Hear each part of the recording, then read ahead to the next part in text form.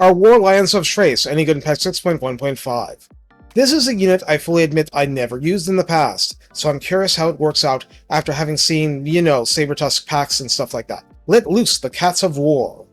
Recruited for 825 gold and 206 upkeep. On Ultra, this gets you 24 larger than man-sized entities for 6,336 health between them, crucial statistics helping tell us what's going on. Be advised, spears will hurt them extra. Armor is 35, missile resistance 30%, so that's a lot better than Chaos Warhounds, and that's not just small arms fire. Leadership of 55 is nowhere near as good as the elite Elven units. Speed 84 and charge speed 108 is perfectly in line with high-end cavalry and chariots. And that's important. Melee attack begins at 34, attack interval 4 is normal rather than the slow 5 of melee cavalry. Medium splash target size means regular cavalry on down, and max target splash of 3 is like most ogre units.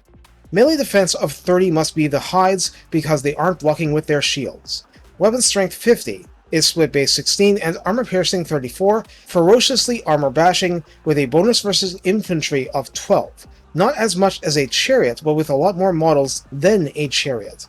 Charge bonus of 40 is quite decent given all of these stats, and mass is 1500 per lion. Just remember, large size, so spearmen can defeat charge bonus and do extra damage for as long as charge bonuses normally last with charge reflection active. This unit can hide in forest, causes fear, and has Strider. And yes, I hovered on the icon this time, it's real Strider. So no combat penalties in forests. That's important because at their size, they normally would have such penalties. In the Redline skills, Vanguard Master makes its final outing for regular units at 3 pips, providing plus 6 melee attack and plus 12 flat charge bonus.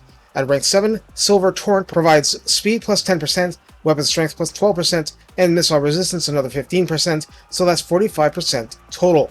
In the tech tree, Swift Sense grants speed plus 5% and charge bonus plus 10 flat. Shredding Talons. So, War Lions were backfilled into the Great Eagle techs. Grants melee attack plus 5 and weapon strength plus 10%, Anuli Roots for minus 5% upkeep and minus 10% recruitment cost, and way at the end of the tree, Ancient Lair Warding for plus 2 recruit rank. So how do we use War Lions of Chrace? Despite the low leadership, what we're staring at is a higher entity, lower health, higher speed version of trolls. What I mean is, these are high-speed anti-armor shock troops, ideally used against infantry, but pretty useful against lots of targets and lots of situations, provided they can stay in the fight.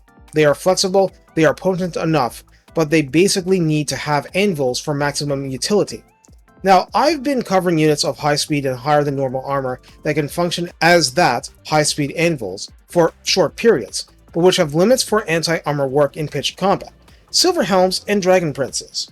Where both of these units end up far outside the reach of your melee infantry, War Lions can catch up swiftly and take a big bite out of chaos. And since the Strider looms large, you can use them in forests to assist rangers or shadow warriors or anyone else, or just run up hills without getting fatigued. For all its vulnerability trying to use it in a classical open field charge, I can think of few units in the roster with a better flanking ability to crowbar enemy forces off your anvils, even your plucky spearmen. All they need is a way to not drown in blobs, and they'll own a lot of fights. I think that's the best advice for how to use them, but at that speed, you're probably going to send them charging into archer lines as well. Thing is, with this kind of AP, sneaking them into the backs of Quarlers or Fireglaves can work too. Just don't expect them to do all of that completely alone and not break at some point. But otherwise, it's a big, bad unit of war beasts. Use it aggressively. Take care, and have fun mauling the foes of the Phoenix King.